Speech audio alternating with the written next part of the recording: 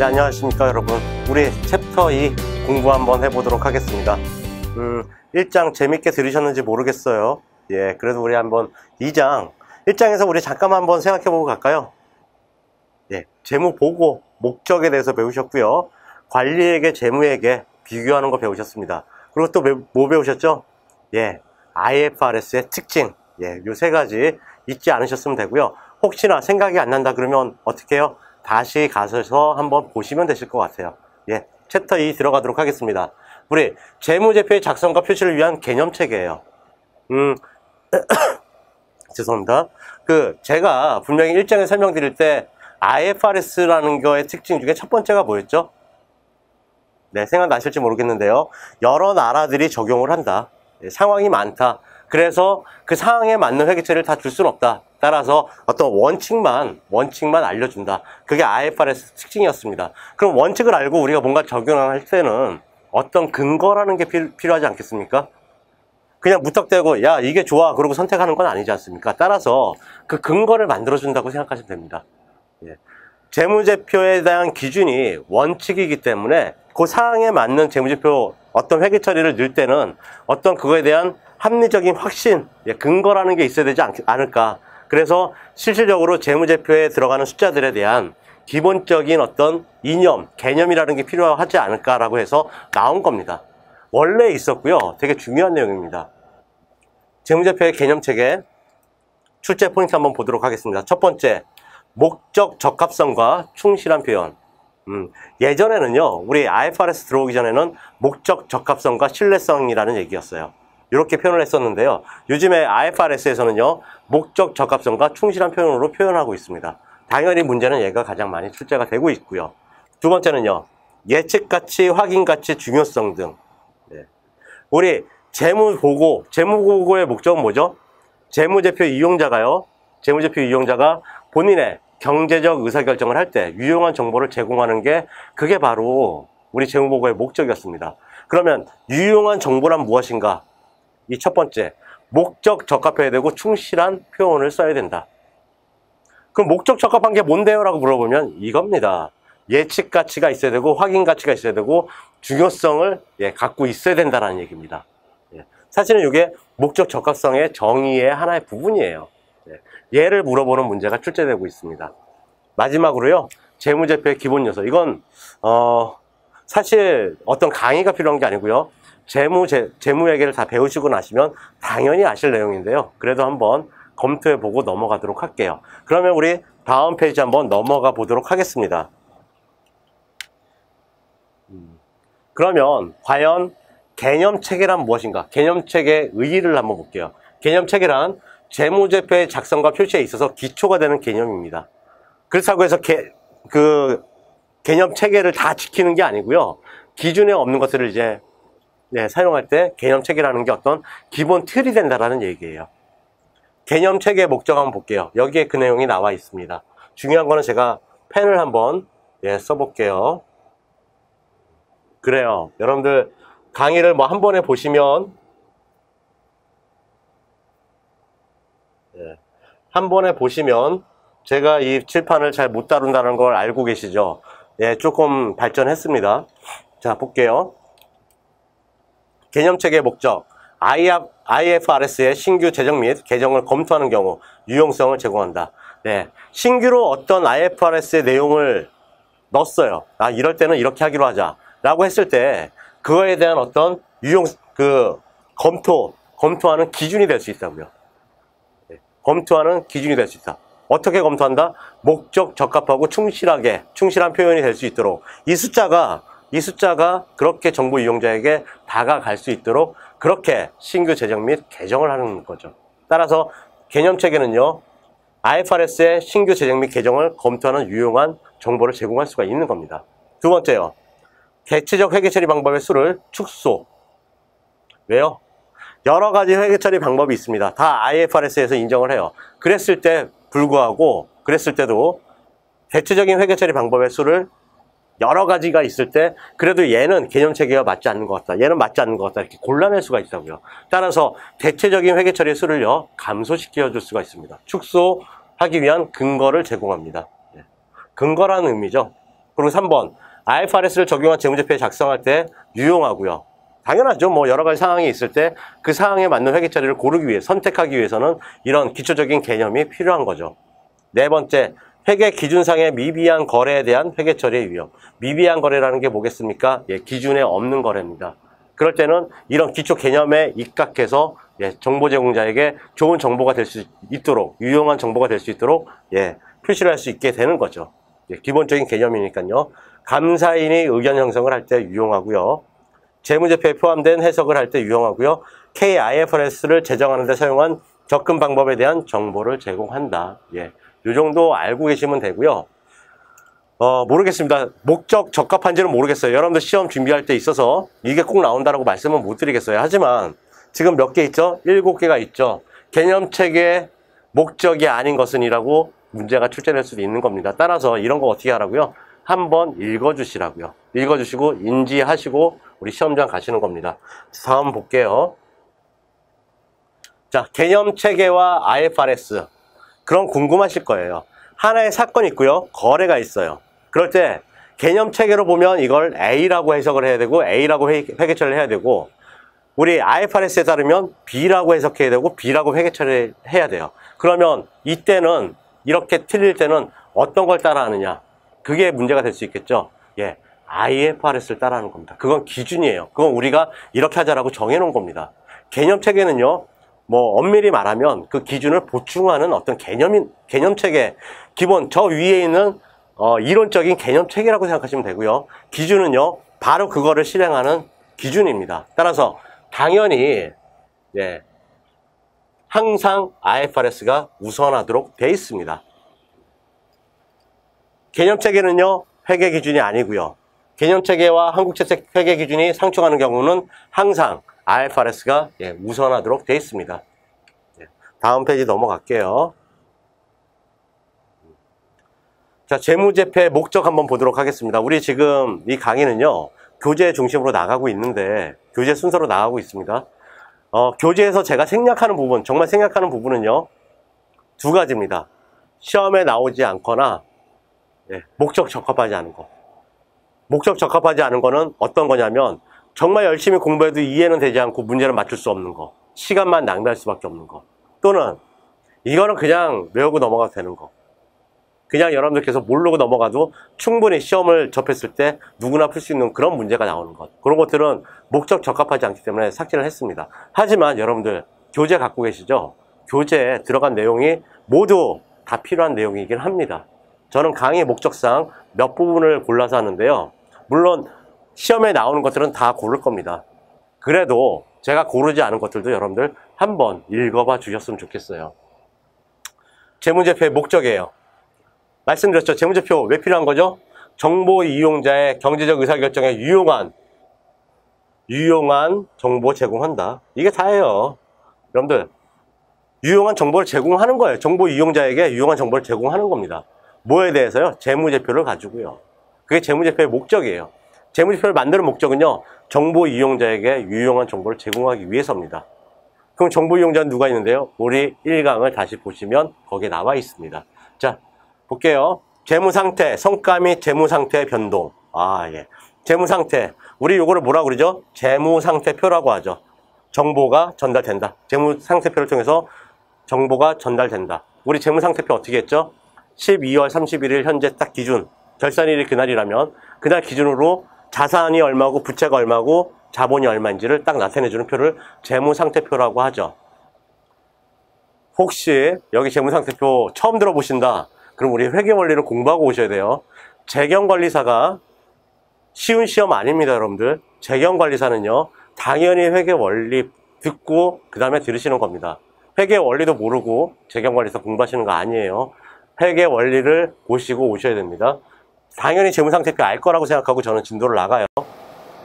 재무상태는 기업의 경제적 자원, 기업의 재무구조, 유동성과 지급 능력, 영업 환경 변화에 대한 적응 능력에 의해서 영향을 받게 됩니다. 뭐 이런 게 있구나라고 생각하시면 되고요. 넘어갈게요. 죄송해요. 이런 모습 보여드리면 안 되는데요. 자, 재무상태, 경제적 자원, 재무구조, 유동성과 지급 능력. 가끔 이런 걸 물어보시는 분이 계세요. 시험에 나와요. 이게 문제은행식 출제다 보니까 예전에 출제했던 문제들이 출제될 수가 있거든요. 가끔 물어봅니다. 재무 상태로 우리가 확인할 수 있는 정보는, 확인 못하는 정보는 그렇게 물어보거든요. 그러니까 대략적으로라도 알고 계셔야 돼요. 첫 번째, 기업의 미래 현금 및 현금성 자산의 창출 능력 예측에 유용하다. 뭐겠습니까, 여러분들? 현금 및 현금성 자산의 창출 능력, 돈 얼마나 벌 수 있는지 알 수 있다는 얘기죠. 예. 경제적 자원을 가지고 우리가 돈을 벌지 않겠습니까? 자산을 가지고 우리가 돈을 벌지 않겠습니까? 그거 알 수 있다는 얘기예요. 두 번째, 재무구조. 기업의 미래 자금 차입 수요에 대한 예측 및 미래 이익과 현금 흐름의 배분, 자금의 조달 방법에 대한 예측 시 유용한 정보를 제공한다. 아, 이런 게 있구나. 이런 걸 제공할 수 있겠구나 라고 생각하시고 넘어가면 되고요. 유동성과 지급 능력. 유동성이라는 건 좀 그렇습니다, 여러분들. 말씀드려 볼게요. 회사가 되게 잘 나가요. 매출이 되게 많습니다. 그런데요, 회사 망할 수 있어요. 왜요? 돈은 지급해야 되는데요, 지급을 못해요. 그걸 우리가 뭐라고 그러죠? 두 글자 줄이면 부도 났다라고 하죠. 부도라고 합니다. 부도. 그 이유가 뭐냐면요, 제가 매출을 아무리 많이 해도 그 현금 회수를 못해요. 그러면 어떻게 되죠, 여러분들? 매출 채권은 되게 커지지만 현금은 없을 거라고요. 하지만 저는 지금 바로 돈을 지급을 해야 된다고요. 차입금 상환해야 돼요. 또는 매입 채무, 내가 매입했던 곳에서 채무를 지급해야 됩니다. 그런데 돈이 없어요. 그럼 어떻게 해요? 지급을 못하는 겁니다. 지급 불능 사태가 나타나는 거예요. 그게 부도입니다. 아무리 매출이 많고 아무리 미래적으로 이 회사가 잘 클 거라고 예상이 돼도 이런 유동성 부족이라면 그러면 힘들다라는 거예요. 따라서 그거를 확인해 봐야 되는데요. 그거 어디서 확인할 수 있다고요? 재무상태표에서 확인할 수 있는 겁니다. 왜요? 정말 급하면 여러분들 재무상태표상에 유동자산 아시죠? 그게 뭐죠? 빠른 시일 내에 돈으로 환가가 가능한 자산을 우리가 유동자산이라고 합니다. 빠른 시일이라고 했지만 사실은 그래요. 1년이에요. 일반적으로 1년입니다. 예. 그런 것들을 매각을 하는 거죠. 토지 매각하고 자산 매각하고 자산들 매각했을 때 우리 얼마큼 갚을 수 있고 그런 것들을요, 재무상태표 보시면 확인이 가능한 겁니다. 따라서 채무 이행에 대한 기업의 능력을 예측하는 데 유용한 정보를 제공합니다. 그게 재무상태표예요.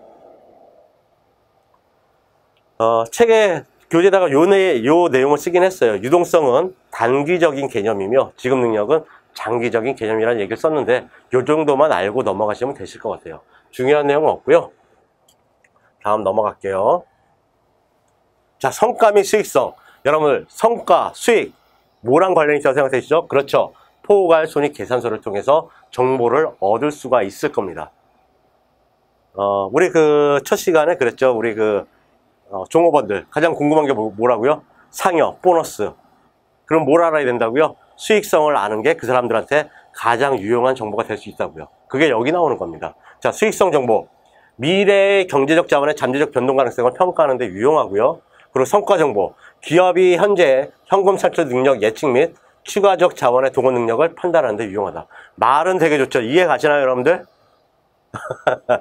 이거 이해 가시면, 이게 이렇게 읽고 이해 가시면요, 여러분들 훌륭하신 겁니다. 자, 미래의 경제적 자원의 잠재적 변동 가능성. 경제적 자원이 뭐였죠, 우리 아까? 자산 드셨나요? 경제적 자원들. 미래의 경제적 자원. 예, 미래의 자산들. 미래에 이 사람들이 얼마나 벌 것인지, 얼마나 벌어서 그게 끝내는 뭐가 되죠? 자산이 되겠죠. 내가 돈을 벌어서 돈이 들어오면 그건 뭐죠? 자산의 현금이 되고요. 내가 돈을 못 받아도 매출 채권이라는 자산이 됩니다. 그걸 가지고 돈을 가지고 써가지고 건물을 산다거나 유형 자산이 되는 거고요. 이런 미래의 경제적 자원이 어떻게 변동할 것인가. 만약에 수익성이 너무 좋아요. 그러면 이 회사는 자산이 늘어나겠구나. 되셨나요? 이렇게 확인할 수 있는 겁니다. 또 성과 정보.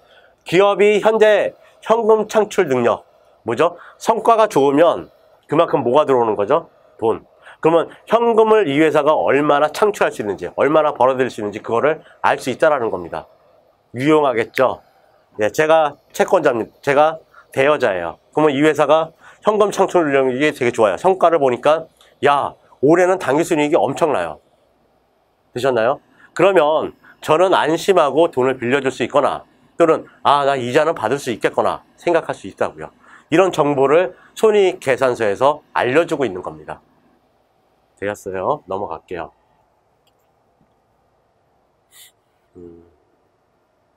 재무상태의 변동도 재무제표에서 알려주는데요. 재무상태 변동, 일정 기간 동안 기업의 투자, 재무 및 영업활동 평가 시에 유용하다라고 되어 있습니다. 네, 재무상태, 돈이 어떻게 변하는지에 따라서요. 그 투자라든지 재무라든지 그 영업이라든지 이 활동 평가하는 게 유용한 겁니다. 사실은요, 재무상태 변동이라고 하지만 보통 요거 어디서 많이 보신 적 없나요? 우리 현금흐름표 같은 경우는 영업, 투자, 재무로 나눠서 활동할 때 현금이 어떻게 유입됐는지를 확인할 수가 있는 거죠. 이해가십니까? 그런 내용들이 들어있는 겁니다. 요것도 확인 가능합니다. 그리고 마지막으로 주석 및 부속 명세서. 재무제표 항목에 대한 이용자의 정보 수요에 목적 적합한 추가적인 정보를 제공한다. 제가 1강의 때 말씀드렸죠. 우리 IFRS의 특징 중에 하나가 뭐였죠? 공시를 강화했다. 무슨 공시요? 주석 공시라고 보통 얘기합니다. 주석을 강화시킨 거예요. 왜요? 원칙만 던져주고 상황이 여러 가지니까 나는 이 원칙이지만 선택지 중에서 이거를 선택했습니다라고 뭐하도록? 공시하도록. 그래야 정보 이용자가 얘네들은 이걸 선택했고 금액이 이거구나 이렇게 알 수 있는 겁니다. 되셨죠? 그러면 주석 및 부속 명세서를 보고서요. 정보 이용자는요. 본인이 의사결정하는 데 있어서 더 유용한 추가적인 정보를 얻을 수 있는 거죠. 그냥 재무상태표 딱 봤어요. 재고자산이 100이에요. 그렇구나 라고 넘어가는 게 아니고요. 이 재고자산은 어떻게 해서 이렇게 금액이 나왔구나 라고 그런 추가적인 정보를 알 수 있다는 겁니다. IFRS의 특징 중에 하나는 그런 공시를 늘리라는 거고요. 강화하라는 거고요. 그리고 주석 및 부속 명세서를 보시면 그런 것들을 확인할 수 있는 겁니다. 여러분들 그 금감원 기업 공시 사이트 들어가시면요. 기업 공시 시스템 들어가시면 우리나라 외감 받는 모든 법인의 재무제표가 떠 있고 감사보고서가 떠 있습니다. 그 감사보고서 뒤쪽에 주석이라고 되어 있고 여러 가지 내용들이 나와 있어요. 한번 검토해 보시는 것도 괜찮으실 것 같아요. 예. 됐고요. 넘어가도록 하겠습니다. 네. 자, 그럼 재무제표를 만드는데 제가 볼 때 첫 번째 클립, 지금 제가 강의하는 게 이제 클립을 나눠서 강의를 할 겁니다. 한 번에 많은 시간 동안 여러분들께 얘기를 하면요. 저도 목이 아프고 물도 못 마시고 하지만 사실은 여러분들 얼마나 지겨우시겠습니까? 제가 이제부터는 10분 또는 5분 내로 끊어가지고요. 각 포인트마다 강의를 하려고 생각하고 있습니다. 자, 볼게요.